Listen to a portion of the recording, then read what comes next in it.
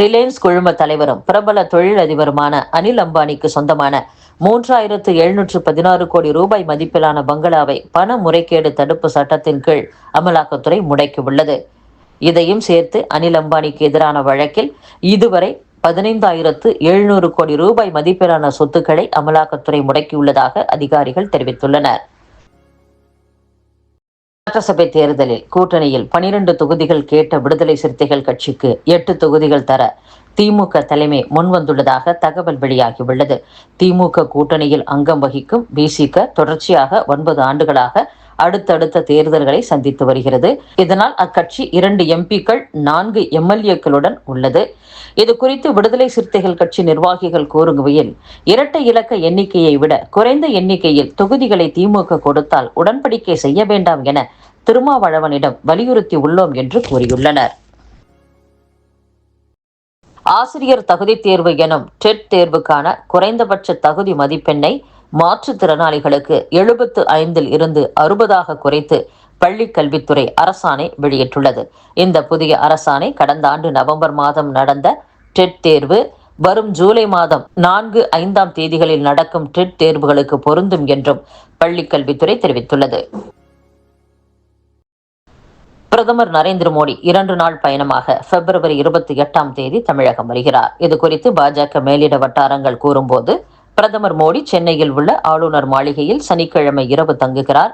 மறுநாளான March 1 தேதி காலை புதுச்சேரிக்கு சென்று அங்கு அரசு நிகழ்ச்சியில் பங்கேற்கிறார். பிறகு பாஜக ஏற்பாடு செய்துள்ள பொதுக்கூட்டத்தில் பிரதமர் உரையாற்றுவார். புதுச்சேரியில் நிகழ்ச்சிகளை முடித்துவிட்டு மதுரைக்கு பிரதமர் செல்கிறார். திருப்பரங்குன்றம் சுப்பிரமணிய சுவாமி கோவிலில் தரிசனம் செய்ய பிரதமர் திட்டமிட்டுள்ளார். தொடர்ந்து மதுரையில் எய்ம்ஸ் மருத்துவமனை தொடக்க விழாவில் கலந்து கொண்டு காணொலி மூலம் திட்டங்களை தொடங்கி வைக்கிறார். பின்னர் தேசிய ஜனநாயக கூட்டணி பொதுக்கூட்டத்தில் கலந்து கொண்டு உரையாற்றுகிறார் என்றும் அக்கட்சியினர் தெரிவித்துள்ளனர். பிரதமரின் தமிழகம் புதுச்சேரி வருகையை ஒட்டி பலத்த பாதுகாப்பு ஏற்பாடுகள் செய்யப்பட்டு வருவதாக காவல்துறை வட்டாரங்கள் தெரிவித்துள்ளன.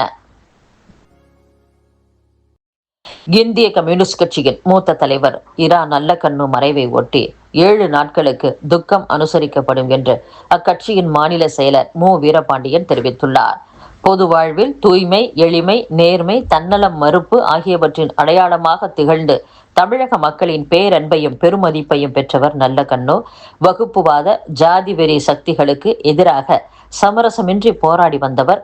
அனுபவம் ததும்பி நின்ற மூத்த அரசியல் தலைவரை இழந்து நிற்பது பெரும் துயரமாகும்.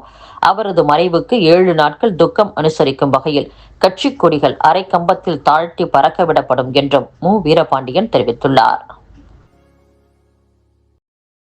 தமிழக சட்டப்பேரவை தேர்தல் பாதுகாப்பு பணியில் ஈடுபட முன்னாள் படை வீரர்களுக்கு மாவட்ட நிர்வாகம் அழைப்பு விடுத்துள்ளது. இதுகுறித்து சென்னை மாவட்ட ஆட்சியர் ரஷ்மி சித்தார்த் ஜெகடே வெளியிட்டுள்ள செய்திக்குறிப்பில், தமிழக சட்டப்பேரவை தேர்தல் பாதுகாப்பு பணியில் முன்னாள் படை வீரர்களை சிறப்பு காவலர்களாக ஈடுபடுத்த முடிவு செய்யப்பட்டுள்ளது.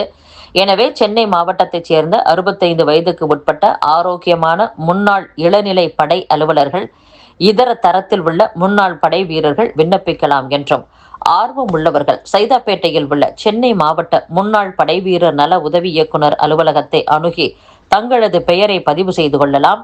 கூடுதல் விவரங்களுக்கு 0442235078 என்ற எண்ணில் தொடர்பு கொள்ளலாம் என்றும் தெரிவிக்கப்பட்டுள்ளது. பாமகவின் பெயர், கட்சி கொடி, மாம்பழம் சின்னத்தை தங்களை தவிர வேறு யாரும் பயன்படுத்த தடை விதிக்க கோரி அக்கட்சியின் நிறுவனர் மருத்துவர் ராமதாஸ் தாக்கல் செய்த மனுவுக்கு தேர்தல் ஆணையம் மற்றும் அன்புமணி பதிலளிக்க சென்னை பெருநகர உரிமையியல் நீதிமன்றம் உத்தரவிட்டுள்ளது. பாமக நிறுவனர் ராமதாஸ் தரப்பில் அக்கட்சியின் பொதுச் செயலாளர் முரளி சங்கர் சென்னை பெருநகர உரிமையியல் நீதிமன்றத்தில் தாக்கல் செய்த மனுவில் பாமகவின் பெயர், கட்சிக்கொடி, மாம்பழம் சின்னத்தை அன்புமணி அல்லது வேறு யாரும் பயன்படுத்த தடை விதிக்க வேண்டும், கட்சியின் தலைவராக ராமதாஸை அறிவிக்க தேர்தல் ஆணையத்திற்கு உத்தரவிட வேண்டும் என்று கோரியிருந்தார். வருகிற சட்டப்பேரவை தேர்தலில் அதிமுக பாஜக கூட்டணிக்கு 0 தான் கிடைக்கும், ராஜ்யம் கிடைக்காது என்று முதலமைச்சர் மு. ஸ்டாலின் பேசியுள்ளார். 14 வயதிலிருந்து நான் அரசியலில் இருக்கிறேன். 50 ஆண்டு தொடர் உழைப்பால் ஒரு பேரியக்கத்தின் தலைவர் என்ற பொறுப்பை அடைந்திருக்கிறேன். சட்டப்பேரவை உறுப்பினராக, மேயராக, அமைச்சராக, துணை முதல்வராக, எதிர்க்கட்சி தலைவராக இருந்துள்ளேன். இன்று முதல்வராக இருக்கிறேன். நான் செல்லாத ஊரே தமிழகத்தில் இல்லை என்று கூறும் அளவுக்கு பயணித்து மக்களை சந்தித்து வருகிறேன். என் மீது மக்கள் வைத்துள்ள நம்பிக்கையை காக்க என் சக்தியை மீறி உழைத்துக் கொண்டிருக்கிறேன். வாக்களிக்காத மக்களுக்கும் சேர்த்து உழைக்கிறேன் என்றும். ஆனால் சிலர் தேர்தல் நேரத்தில் மட்டும் உங்களை வட்டமடிப்பார்கள். தேர்தல் காலம் என்பதால் பிரதமர் மோடியும் இனி அடிக்கடி தமிழகத்திற்கு வருவார். தமிழகத்துக்கு பிரதமர் மோடி ஒன்றுமே செய்யவில்லை. அவர் வருகையால் என்டிஏ கூட்டணி தோல்வியைத்தான் சந்திக்கும் என்றும். அதனால்தான் நான் அடிக்கடி கூறுகிறேன், இந்த பேரவை தேர்தல் தமிழகத்திற்கும் என்டிஏ கூட்டணிக்கும் இடையே நடைபெறும் தேர்தல். தமிழகம் புனித சார்ஜ் கோட்டையிலிருந்து ஆளப்பட வேண்டுமே தவிர டெல்லியில் இருந்து ஆளும் நிலைக்கு தள்ளப்படக்கூடாது என்றும் பேசியுள்ளார். சென்னை உயர்நீதிமன்ற நீதிபதி GR சுவாமிநாதனுக்கு எதிரான பதவி நீக்க தீர்மான நோட்டீஸ் நிராகரிக்கப்பட அதிக வாய்ப்புள்ளதாக நாடாளுமன்ற வட்டாரங்கள் தெரிவித்துள்ளன.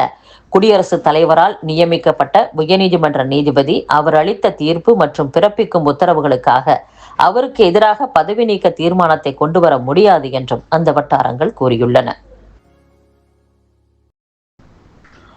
சைவ வைணவ சமயங்கள் மற்றும் பெண்கள் குறித்து சர்ச்சைக்குரிய வகையில் பேசியதை எதிர்த்து பாஜக மாமன்ற உறுப்பினர் தொடர்ந்த வழக்கில் முன்னாள் அமைச்சர் பொன்முடி வரும் மார்ச் 24 நேரில் ஆஜராக அழைப்பாணை அனுப்ப சிறப்பு நீதிமன்றம் உத்தரவிட்டுள்ளது.